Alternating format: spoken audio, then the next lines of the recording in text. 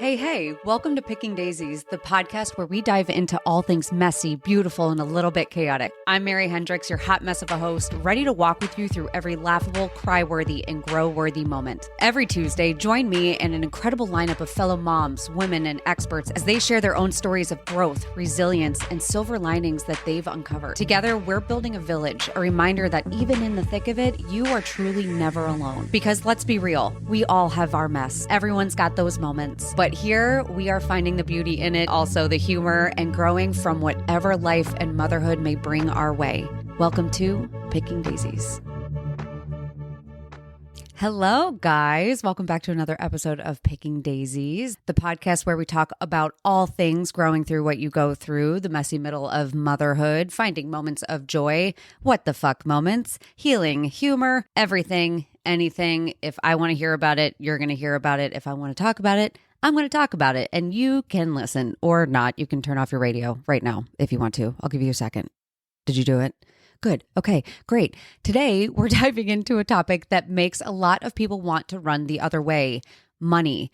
That is how I personally feel about it, which is why I'm really excited I was able to find someone to touch on this subject with me. Whether it stresses you out, confuses you, or just feels like something you should be better at by now, you're not alone. I, for one, feel incredibly intimidated in all things money talk. And that's exactly why I'm so excited to bring on today's guest, Lindsay Conchar, a financial therapist who helps individuals and couples untangle the emotional side of money. She's here to remind us that money isn't just about the numbers. It's about how you feel, how you think, what we believe, and when we start to understand that, we can finally begin to shift our relationship with it. We are going to be talking about financial self-care, intentional spending, how to talk to your partner about money without it ending in a fight, and how to model healthy habits for our kids, even if you're still trying to figure it out yourself. Sit down, relax.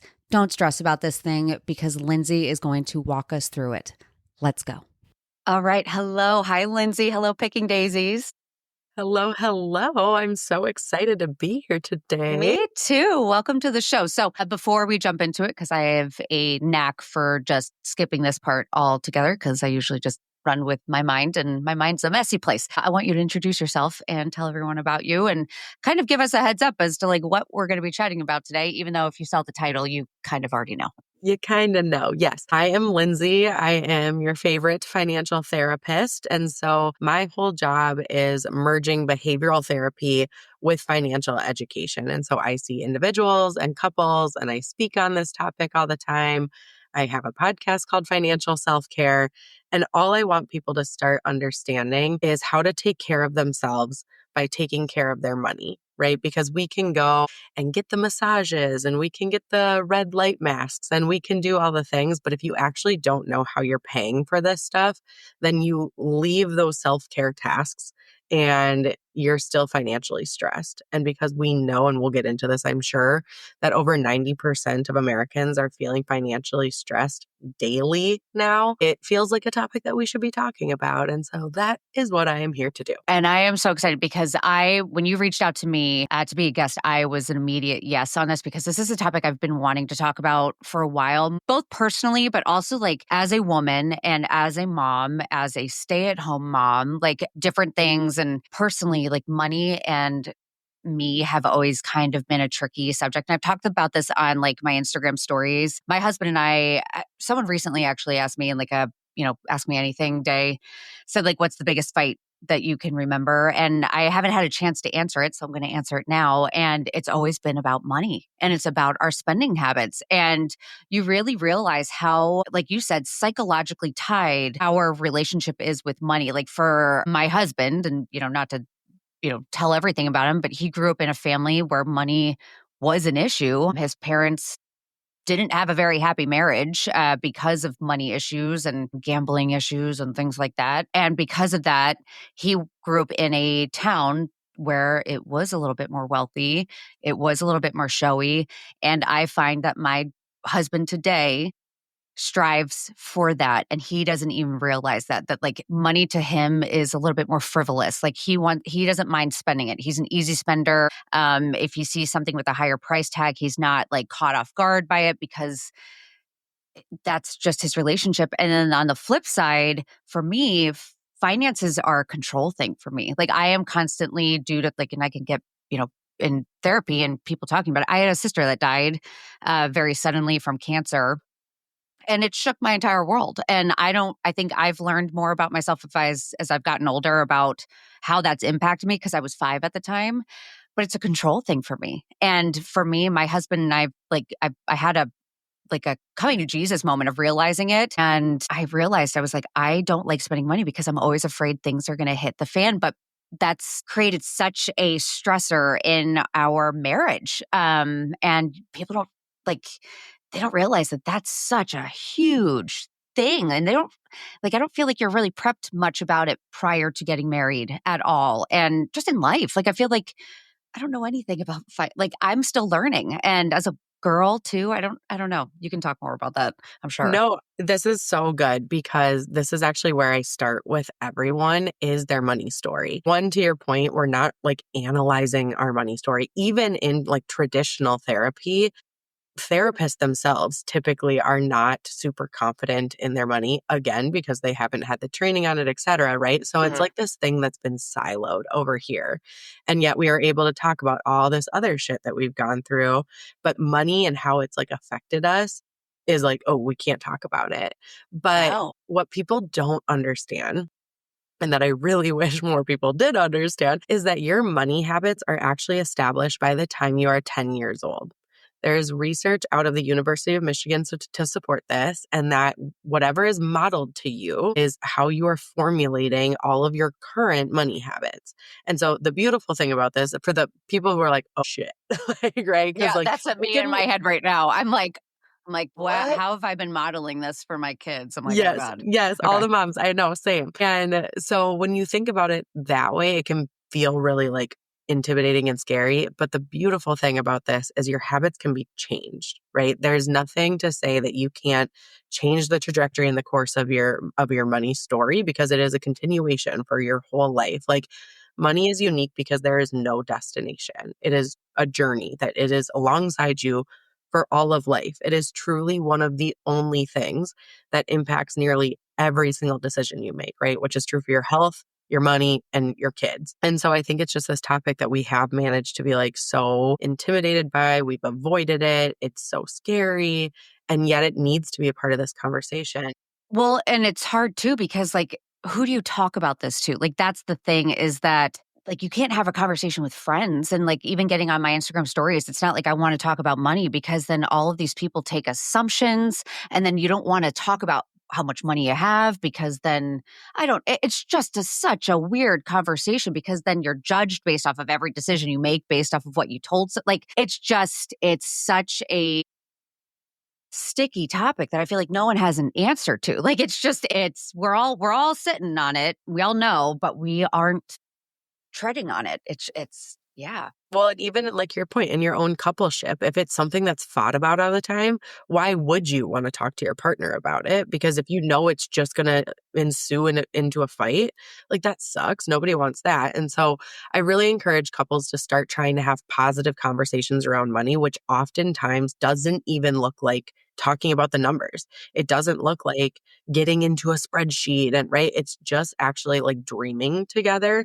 And we can talk more about that. But I don't think it's an accident that money is the least talked about thing in America, right? We've gotten to a place where we're more like open about talking about our mental health. Like, LOL, my therapist said at 9 a.m. today, right? Like, Yeah, that is yeah. a meme and it's amazing. And I'm so happy that that's the place that we're at.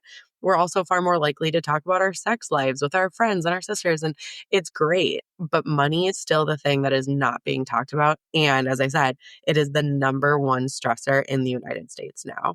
And so that's not an accident. And so what I think we need to do is start understanding how to have better, healthy conversations about money, even if that's just with ourselves, even if that is just with our partners, if that is with a financial therapist or a CPA or whomever it is that's in your corner. But like you Yeah. need to have a team on this stuff.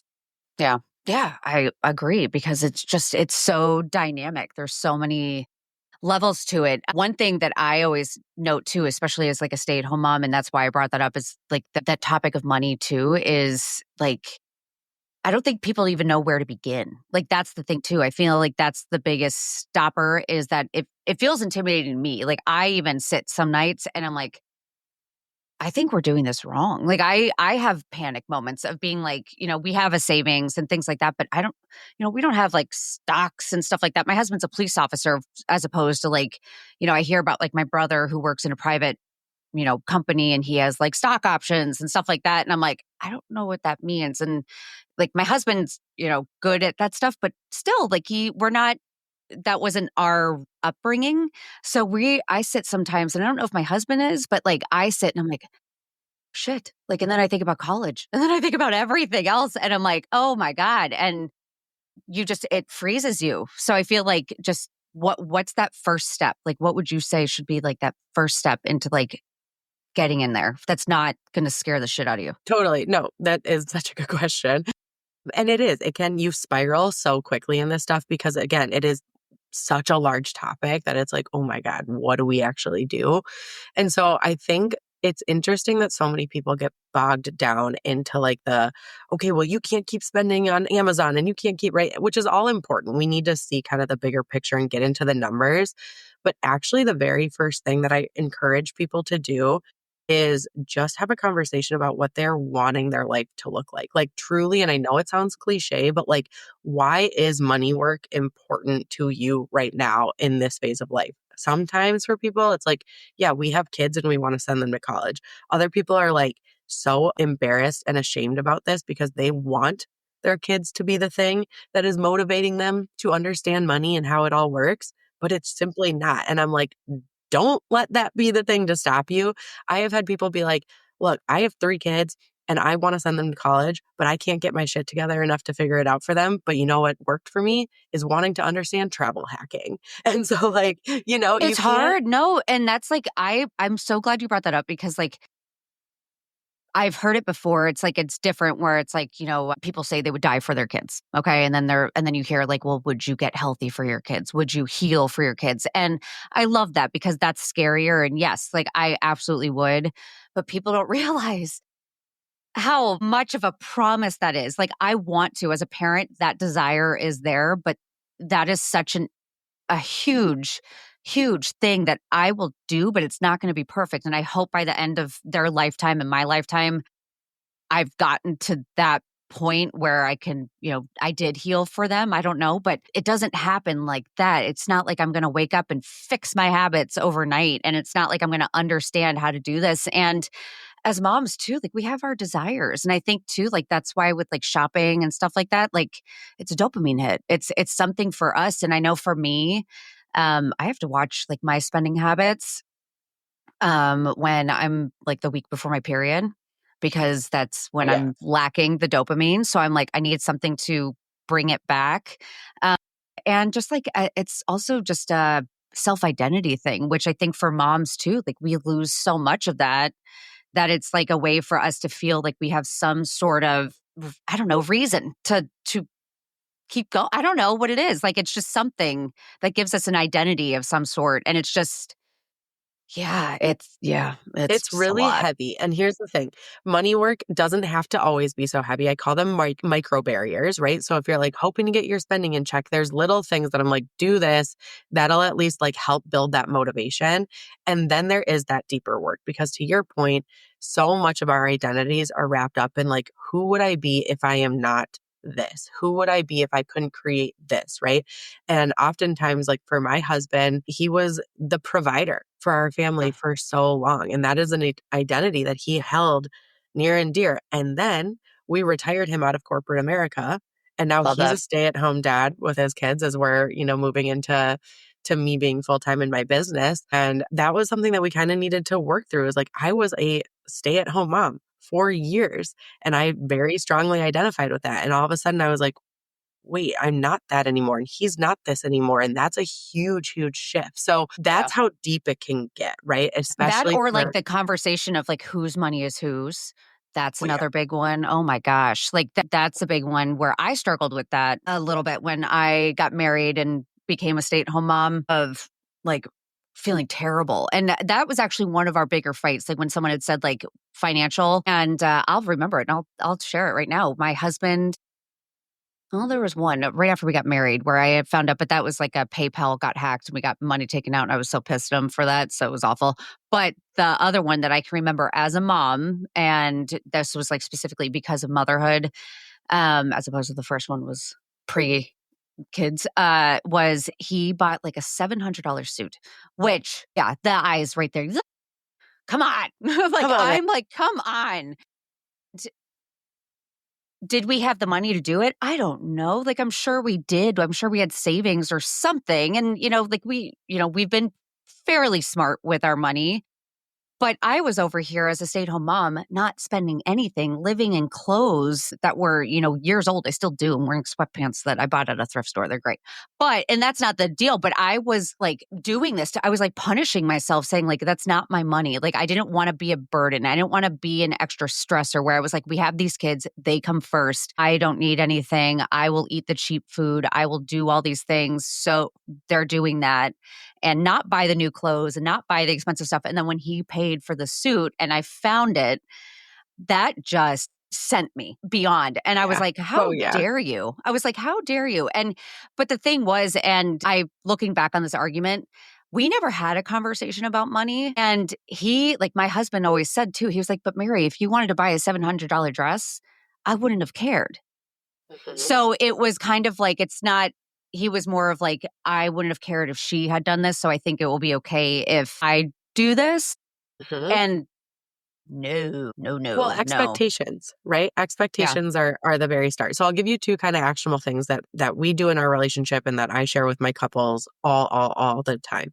Number one, if you are not having money conversations, often what I see is people may or kind of had a conversation about money a little bit at one point, meaning like, hey, you're gonna pay the mortgage, I'm gonna pay for groceries, and they just kind of like fell into whatever their financial structure is now, and they never ever ever have taken the time to kind of reevaluate that, like, hey, do we need to switch things up? Do we actually need to make a joint account or not have a joint account, or what does this like really look like? Because instead that's what happens is we just like find one purchase or several purchases that we're fighting over, but we actually aren't looking at the bigger picture of like, but how are our accounts even structured? Is this working for us in our life?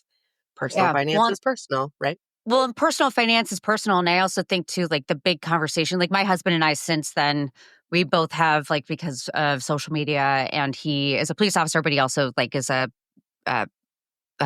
like a speaker and training officer and stuff like that. So he goes and he's actually, going to be traveling and stuff like that.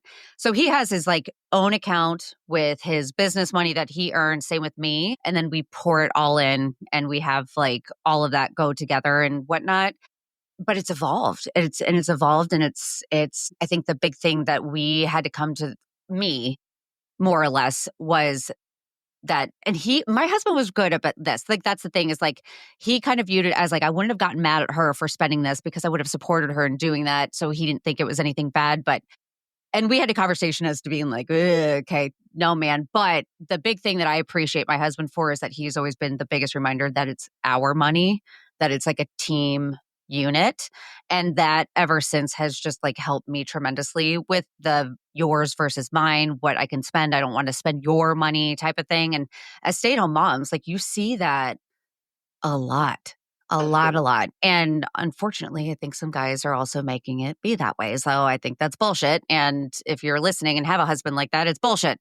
It It's is bullshit. absolute bullshit. Yes, yes. I Money struggle with is that not too. power. It's not about power. It's about partnership. Money is not about power. So if someone is holding that over you as a a control tactic, that's not healthy, and it drives me nuts. That's one thing that drives me nuts. And if I can get into it, the other thing that drives me nuts, and I've talked about it before, are the videos on social media where it's the wife sneaking in purchases, Oh my gosh. or when like their Yeah. husband finds out how much they spent or something like that. And I just have said, because it probably triggers me a little bit because of that moment of like my husband buying that suit. And the Mhm. thing is that my husband, again, we had the money for it, but he didn't mean, the reason I found out about it was because he charged it to our joint card as opposed to his other one. And so I was like, what the fuck? And so like that's how I found out about it. So it was the fact that he wasn't going to tell me really Mhm. pissed me off. And that's like infidelity. Like it's not like huge, but it like it lost some trust. it lost major trust. And people Financial don't realize infidelity is a is thing. huge. It's huge. Huge. And it takes a lot to get past. Like my husband and I, even he knows. And my husband, since then, we've had to work on this. Money is a stressful topic for me. I typically don't always end up being very nice about it. And I'm very self aware. So I've been trying to work on that. But because of how I used to act in regards to money conversations, he also responded certain ways to not wanting to tell me. He didn't want to bring it up. He didn't want to ask. He didn't want to bring up anything because he knew, boom, it was bad. It was And bad. it's a lot to work through. Yeah. Well, and that's what I'm saying is like if you're partner and you cannot have a productive money conversation, then it probably is time to figure that out. And that requires a little bit of tweaks. It doesn't have to be like I'm a solutions focused brief therapist. I am not like, come and talk to me and we will be in therapy together for 3 years. I'm like, let's get in. Figure out what's going on, understand how you were brought up around money, not doing like super deep inner child work, but just understanding to your point, how you explain the money stories of like how your husband views things, how you view things, right? And having that level of empathy together can be huge. And then figuring out, okay, what are the numbers telling us? Let's get those accounts structured so it makes sense for you. I often encourage couples to have a joint account and then to have each individual spending accounts. I call them our shame-free spending accounts, right? And so my husband is a big hunter. He loves duck hunting, whatever. And so I'm like, go buy all the duck decoys that you want with your shame-free money. I will not say a dang thing A about word. it. Yeah. Yeah. Nothing on me, right? And then I came home with $1,300 shoes because I bought a pair of Christian Louboutins that I wanted for 15 years. And he like laughed at me and was like, that is insane. And that was the money conversation, right? It didn't turn into World War III. It wasn't this huge blow up because it was my money that I had been saving up for as long as it took. And that's how we structure it in our house. And I think it does create this partnership versus this like, well, he's bringing home the money, so he has the say. But also, women are like, we're the ones with the purchasing power as far as like, we're buying groceries, we're buying the kids' clothes, we're buying all the household items, we're buying mostly stuff for our husbands as well. And yet, they get to go golfing, they get to go do all these other things. And we're like, tightening the purse straps. And like, it creates this power dynamic that I am like, we need to avoid that at all Oh, costs. and it creates resentment. And like, Oh, yeah. obviously, that's not like for us, like, it's not that we need to be spending money on ourselves. Like, that's not what it's saying. Is like, if you don't have to do any of that stuff, but it's just having the freedom to do so. Like, just knowing that you can do so without like thinking that like you owe someone something. If I wanna go get a it's, latte, I can get a latte and not feel like yeah. I'm a bad person and wrecking our whole No. financial future because I wanna go and get a coffee while I'm out with the kids and I just need a break while I go walk around the mall or Yeah. something, you know? And I think like our conversations in our like life got a little bit better when I started like bringing in an income with this stuff. And it's going to be I don't know where life will head again. So it's just like one of those ebbs and flows types of things. So the last like couple of years, it's been nice. But as the ebbs and flows have happened, we've had to have different conversations about like, okay, we got to restructure things a little bit more. And I had a whole thought and now it just vanished out of my head.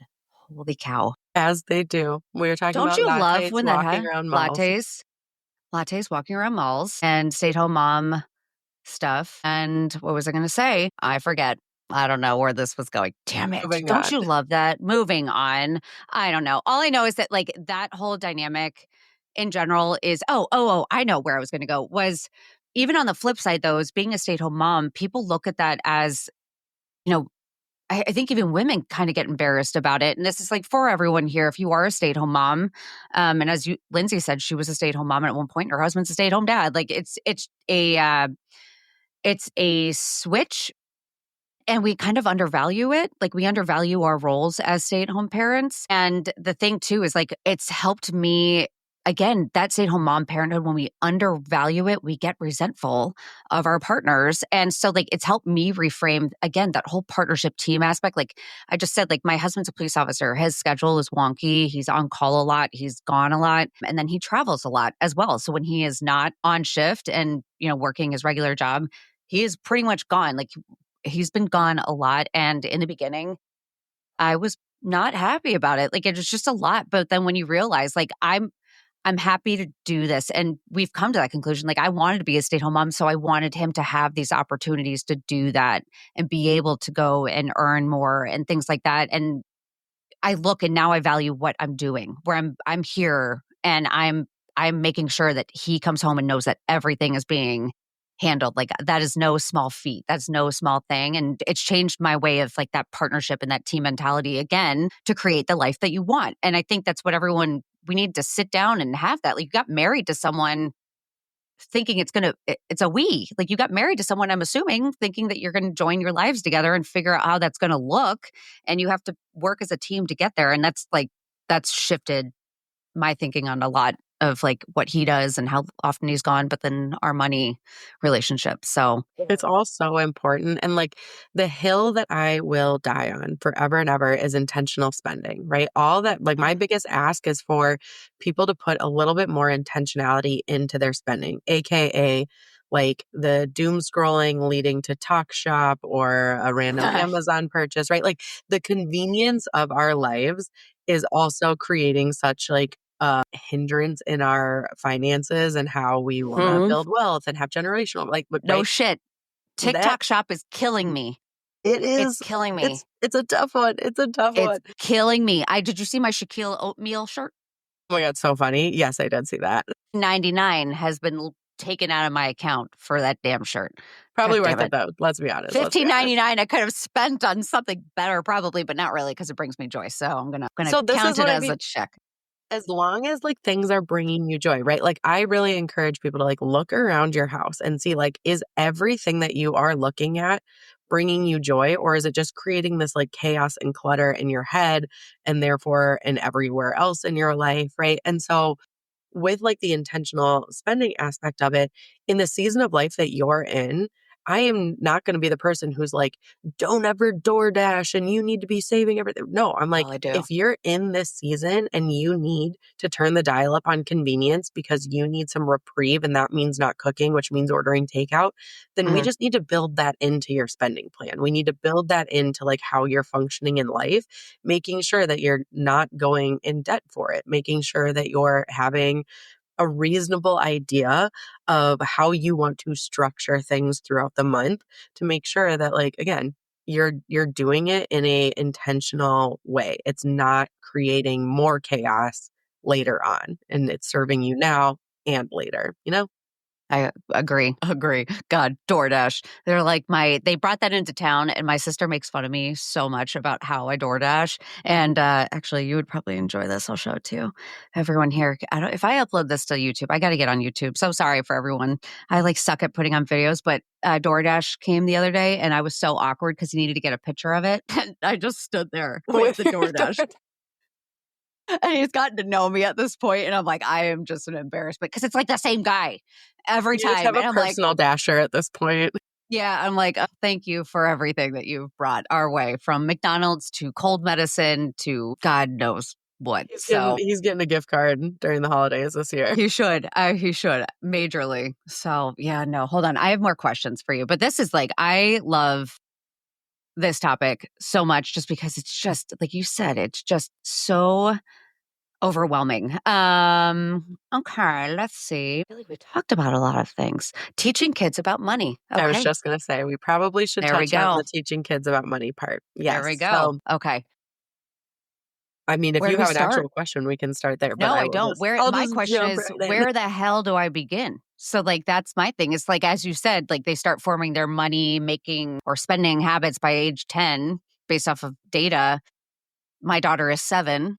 So, like, Fast approaching. they don't like, that's the thing. Like you said, I feel lost. Like, I don't know shit. When we bought our house, years ago, my husband did it all. Like, he says escrow. I'm like, what's escrow? I don't know what that is. Don't even talk to me. It stresses me out. It gives me heart palpitations. I don't understand a single damn thing. And for me, I'm like my kids, where I struggle with the topic of money, and especially with kids now, is they don't know it's not infinite and that it doesn't just easily come. And it's like, I'm in the phase of life actually where this conversation would be incredibly helpful because it's made me avoid wanting to even take them out because I then have the fight of we're not buying this right now.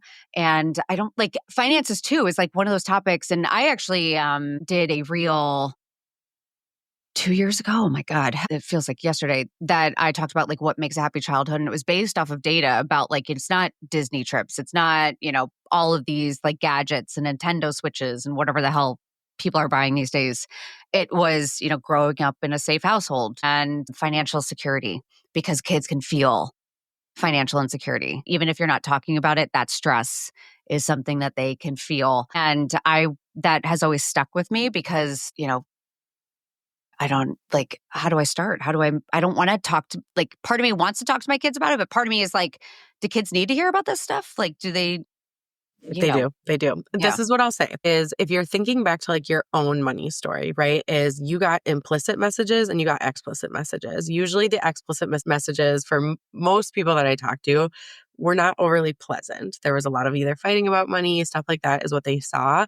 But there is this current of what you didn't necessarily get told, but what you just felt, right? And like I felt it in my household. Money was similar to your husband. It was always being fought about. If it wasn't being fought about, you could just feel it in the atmosphere. Like there was Mm. tension about it. And so I actually, for a long time, avoided money too, because I was like, I don't like clearly it causes issues and I don't want to cause issues. Right. And so you can feel that. And so your kids now are feeling that. And so I will really encourage parents to like bring them into the conversation.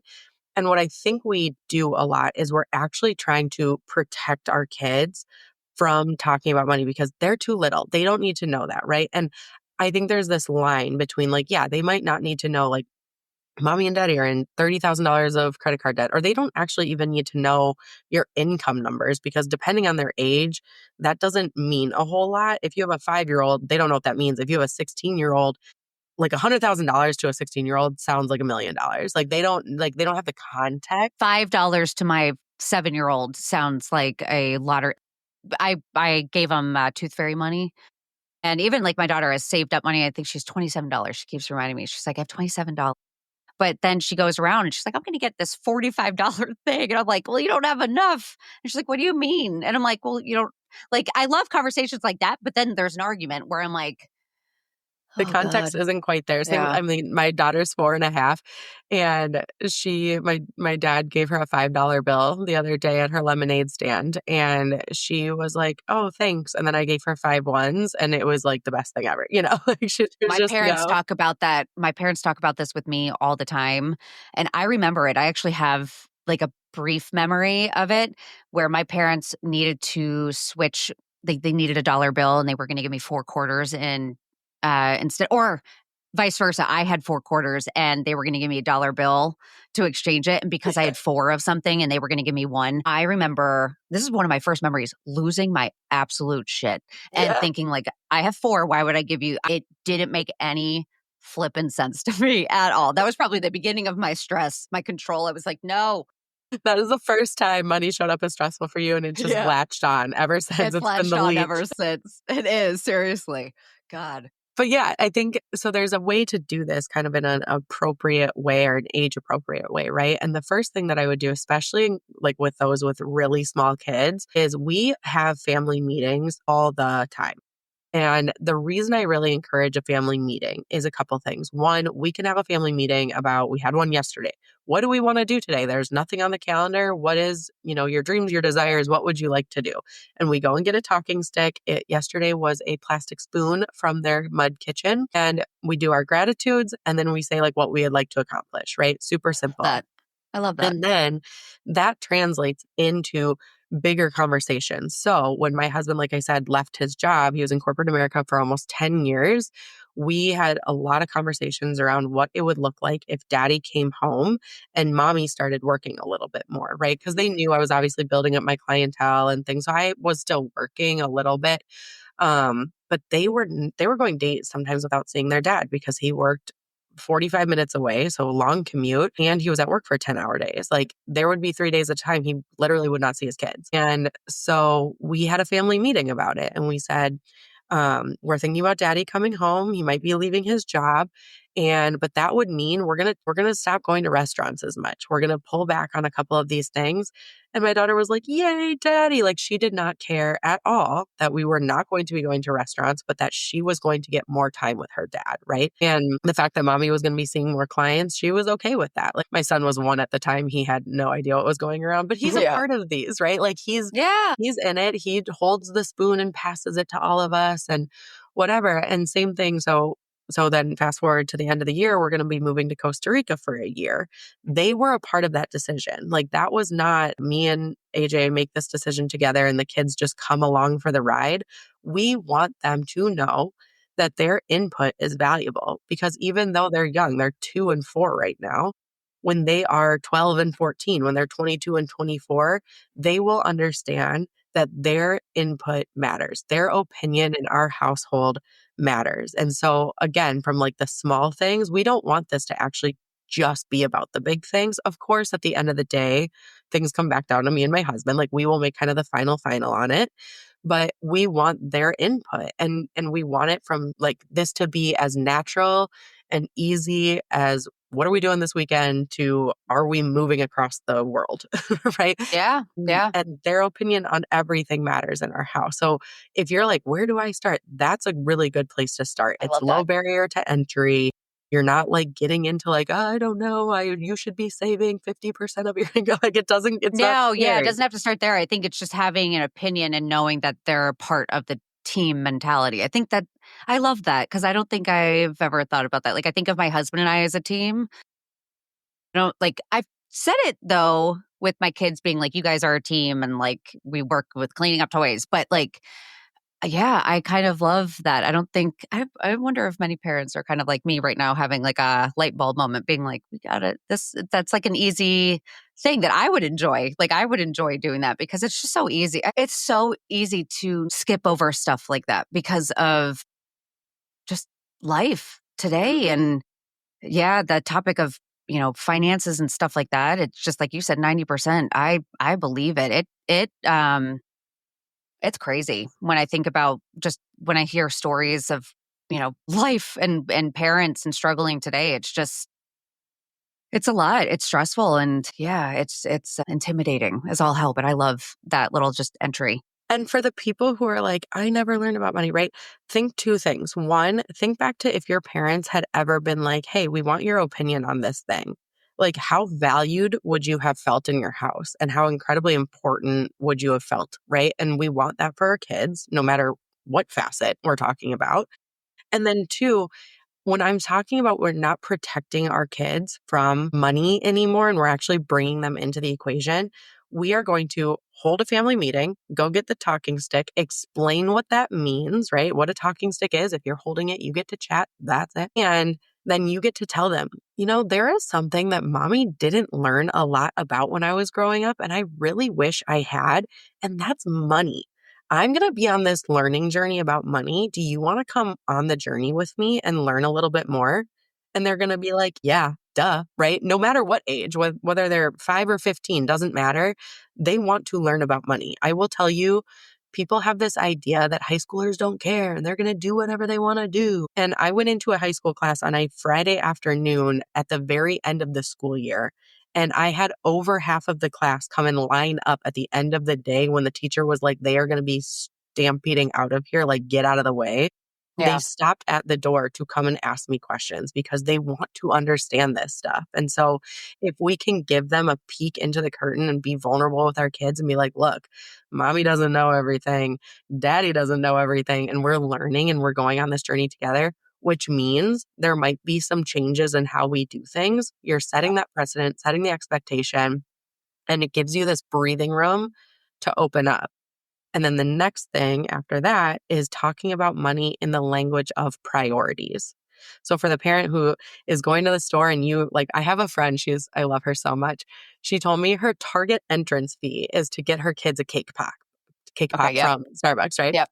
Yep. And like that is a must. Well, the way I would have her restructure that is having a family meeting, talking about how things are going to be changing as you're learning a little bit more about money and helping them come up with the priorities and talking about money as though it is a priority, right? So my daughter, asks me all the time, can we get a princess dress? Can we get a princess dress? Like, that's the phase we're in, right?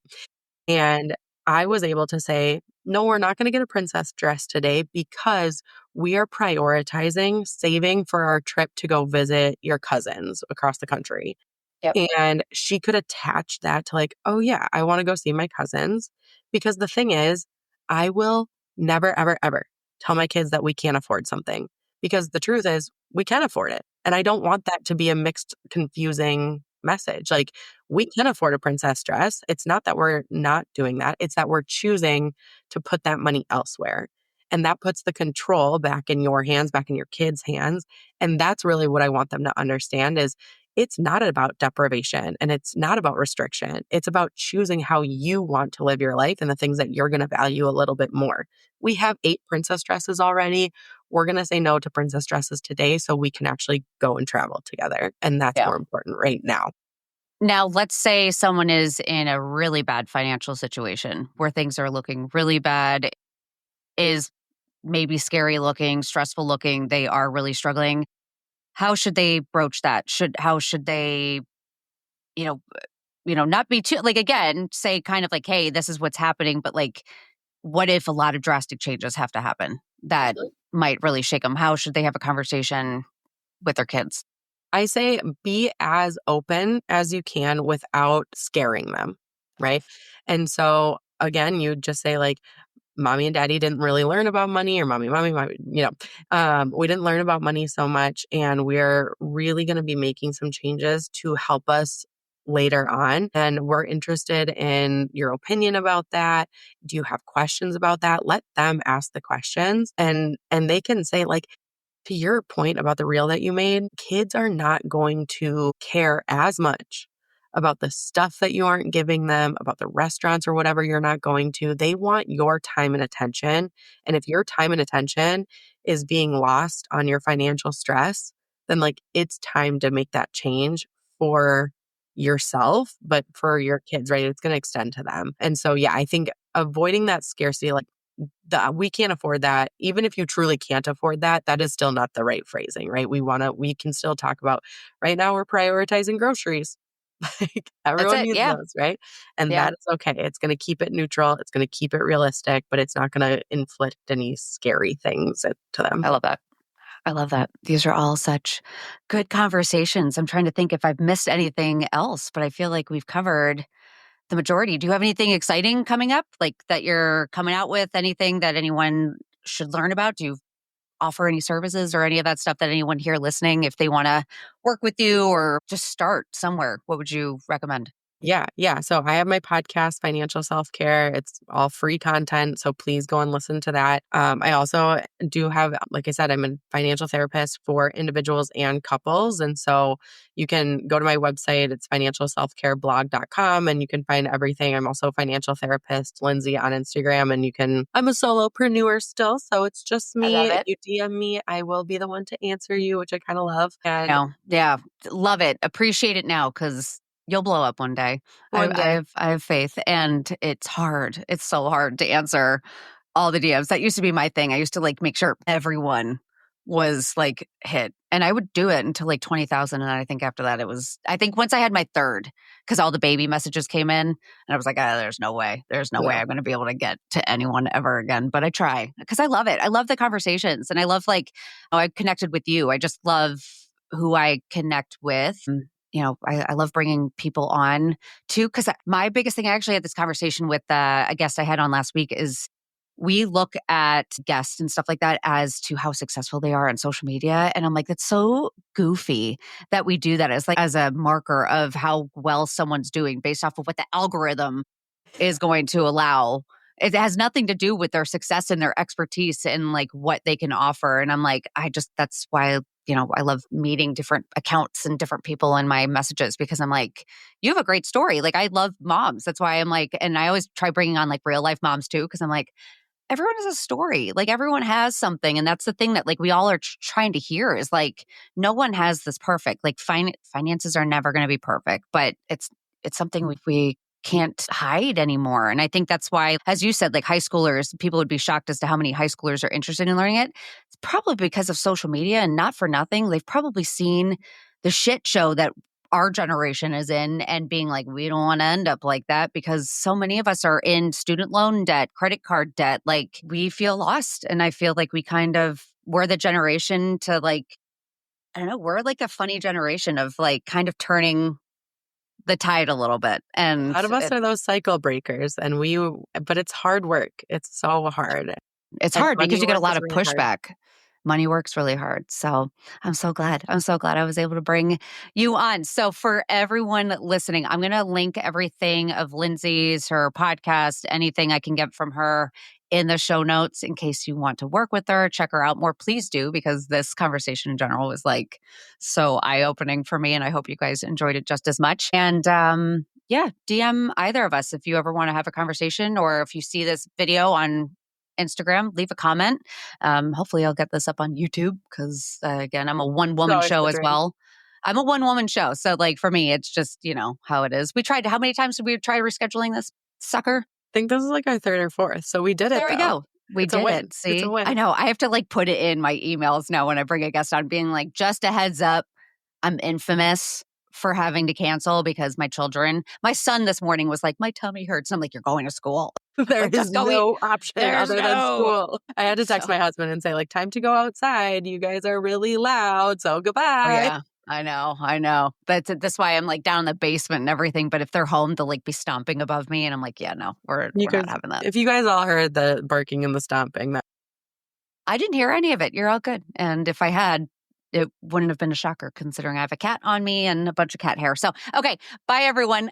Love you. And check out next week's episode. I don't know what that's going to be yet. So stay tuned. DVD. Stay tuned.